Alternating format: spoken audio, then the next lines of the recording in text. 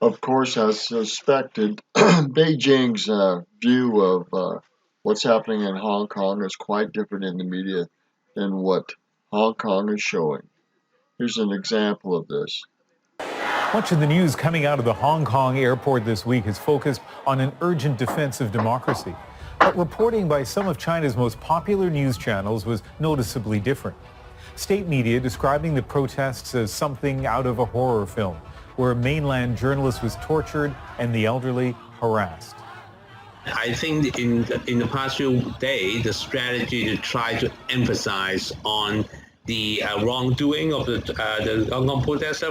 That's why they try to use the term, say, terrorism.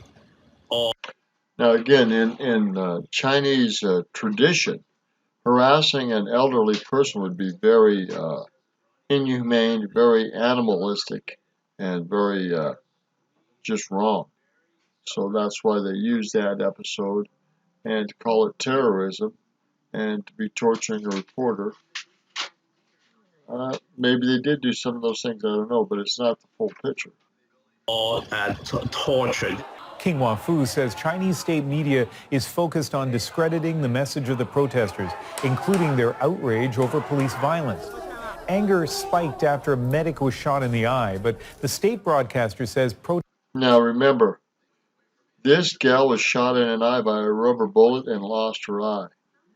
And this is why people were wearing one patch over the eye. It reminds us and them of the violence that the police have taken against the protesters.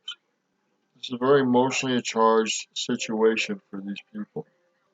protesters were responsible for her injury, even suggesting the incident was a hoax paid for by demonstrators. This basically is an ungrounded claim, and it already.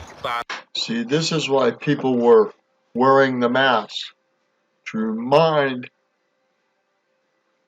us of the loss and the lack of vision, lack of understanding, the cruelty of what's going on in Hong Kong. They're serious about this. Young people are serious about the future, and they're fighting for it. To be untrue, but these kinds of story was circulated widely in China.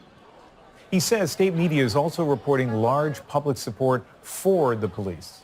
The Hong Kong police force is probably one of the best police forces in the world. And Fu says it's not just state media managing the narrative, it's also politicians. Consider a statement made by Chief Executive Carrie Lam accusing Now, Carrie Lam has been very pro-China, very negative against the protesters, very resistant to give in to anything that they demand. And her statements have been biased, to say the least. protesters of damaging the economy. They did not mind destroying Hong Kong's economy.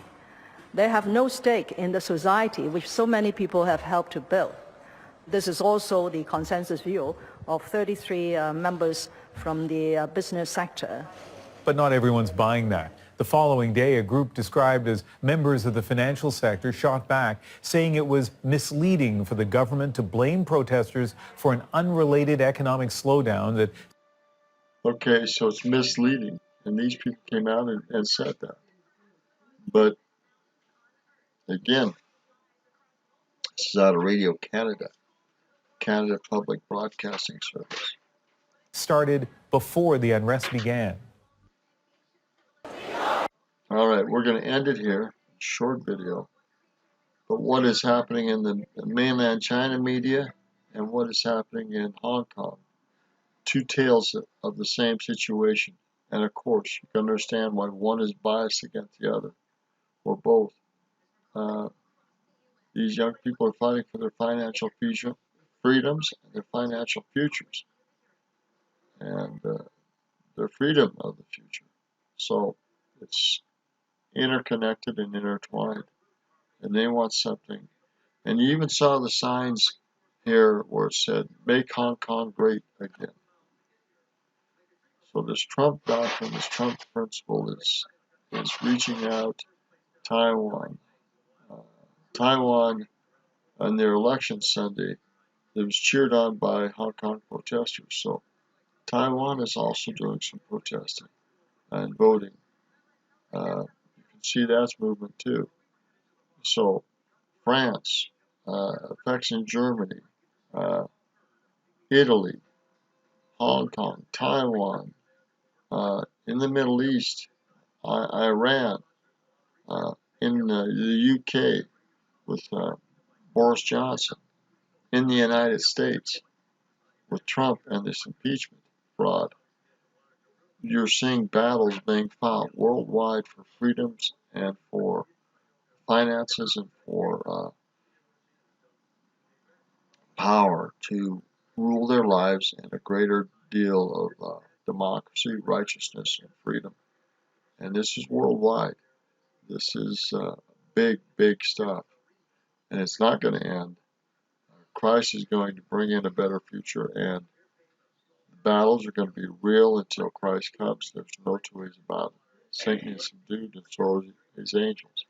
And so are the politicians that support this totalitarian mindset, this world order, this elite groups just hammering and crushing people, treating them like numbers. Okay, there's Roger Mark from Billings, Montana. These things are important. Our freedoms are important. And the battles are real. Good day.